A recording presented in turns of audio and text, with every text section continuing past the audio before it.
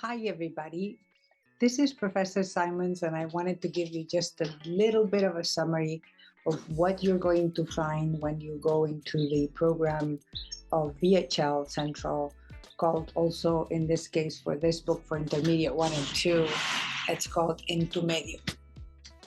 First, I want to introduce myself very quickly. Usually in asynchronous courses, you don't see me or have meetings with me or lectures with me because it's not a Zoom, so to speak, synchronous one.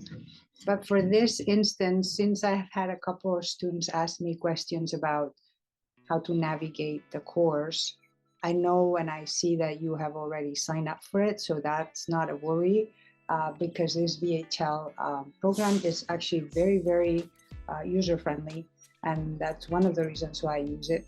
Not only for us professors, but for you students, it's just really, it works really well. Now, one of the things that, or questions that I had today, and I actually put here pretending that I am a student, is that where do I go, for example, if I want to see the videos first, instead of starting with the grammar, the vocabulary. So this is what you're going to see when you first open your dashboard. I think that's what they call it. So that's why some of you sometimes when you send me emails through what they call now Brightspace, I get my emails at the SUNY purchase because I also teach there. So sometimes if you see that I don't answer immediately, it's because if you put it through Brightspace, it goes to my SUNY. I think it's because it's all together, like the State College of SUNY, State University of New York. And but if you want to catch me right away, send me the emails directly to my WCC email, which I put in one of my announcements. Another thing I wanted to add before I go into this is that you don't have to worry if you have difficulty accessing Brightspace. Don't have to worry too much about that. Just send me an email because I don't use Brightspace to put this program through it because that's kind of like double work for you. You have two places where to work. So I like that you have just one place to work. So you can email me and I will send you the syllabus directly, which I've done with some students. And then from the syllabus there, that tells you everything you have to do. Now, if some of you haven't signed up yet, I really recommend that you do that ASAP because this is a very short course, 5 weeks and a half barely. And, the homework, like I said in my announcement, accumulates really fast.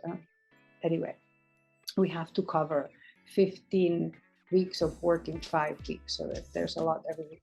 So without further ado, let me show you. So let's pretend that you can see here that I am like a student. And so this is what you see on the dashboard. And on the left-hand side here, I'm just going to use one of the annotate things to make little circles.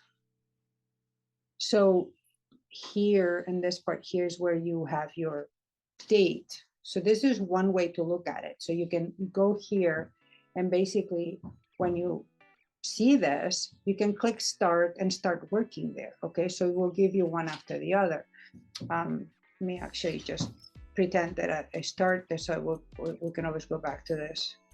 So if you click start there, basically what it does is that it gives you, let me just delete that quickly. Okay. So on the left-hand side, you see everything that needs to be done. See the assignment, vocabulary, then there's the family in the world of Hispanic world, and then there starts with grammar.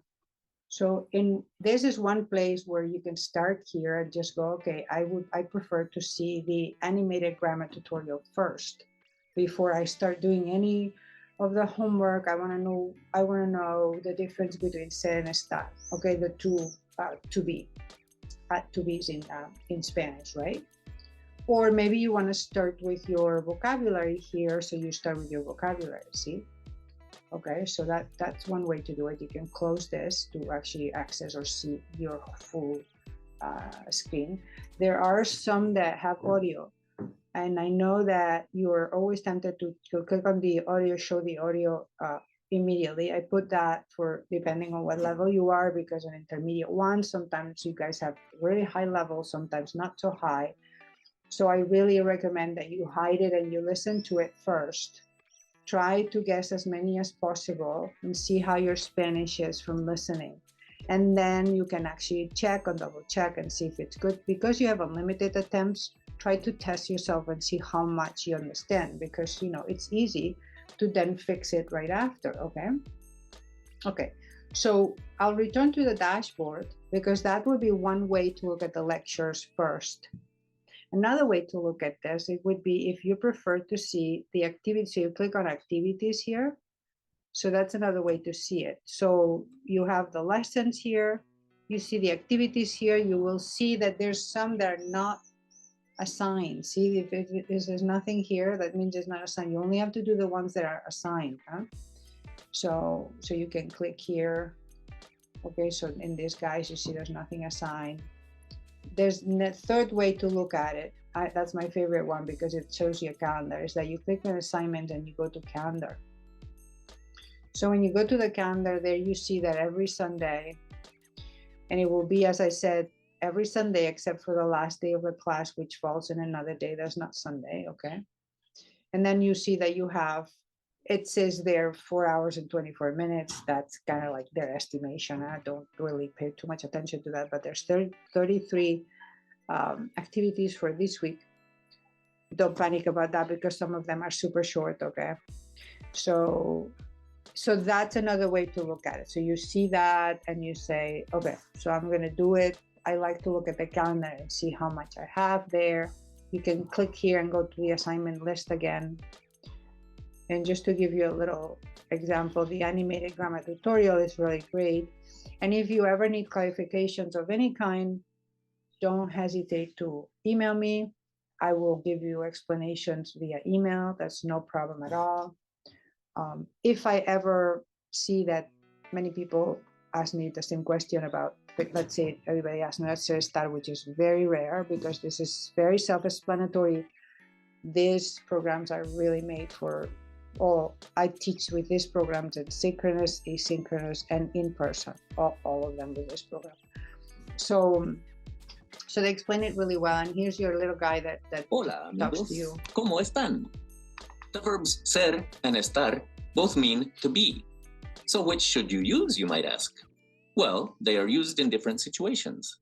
First, let's take a closer look at ser. So very cute. Okay, so it's very well done and very well explained, and explains it in English so everybody understands. So again, you can go to any of the activities, do those first if you feel more comfortable. Okay, I'm just going to take a look at the characteristics, physical and personality, or I want to do this one first. So you can play with it as much as you like. And also another thing, remember, very, very common mistake is that when you have A and B answer, or true or false answer, there's only two answers. That I could not change from the program, and they give you only one attempt. Okay, of course, because it's like A or B, right? So that's the only part that I cannot, I have no control over that. It's part of the program that's actually built that way.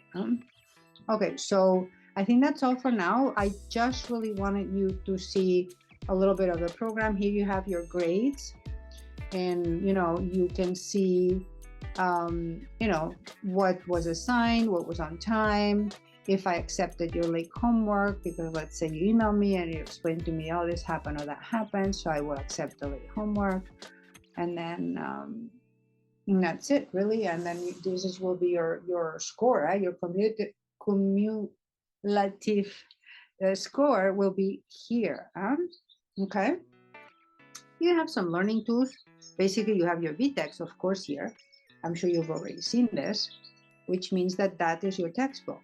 Because for this class, as you know, I didn't want you to spend that extra money, which is, not a waste. Of course, if you can afford it, that's great, because it's great to have a real book. But if you are used to computer books, e-text, see, let's say, for example, let's go to Grammatica, and here's your, remember that you can have it in 2 pages or 1 page right here. Also, when you have it on 1 page, you can make it bigger here. Okay, so you can, just read the lesson, all the explanations. This is the grammatica, the explanations. Judy Baca tells you about this lady here. Okay. Now, if you were to click here, you would go directly to the activities. Okay. Sometimes that gets slightly confusing. See, this is one that has 1 attempt because it only has 2 choices. Okay, so think about this one slowly. They only have 1 attempt. So that what gets confusing about that is that if you're here and you're reading the lesson, and let's say you want to go there and do it, but you don't know if I assigned it or not. So you can go ahead and do it even if you want for practice, but I recommend that you go by the route that I showed you. This is your book. You can have it in another window open to look at it, or another if you have an iPad or something. But then your exercises, go and do them the way I showed you, because then you'll always do exactly the ones that I said. Okay. Anyway, like I said, without no further ado, I talk too much. Thank you so much for coming to my class. I hope that you will stay also for intermediate 2, which is the following 5 weeks. I know that's a lot. So, and don't hesitate to email me with any questions whatsoever that you may have for me. Okay. All right. So, hasta luego. Gracias.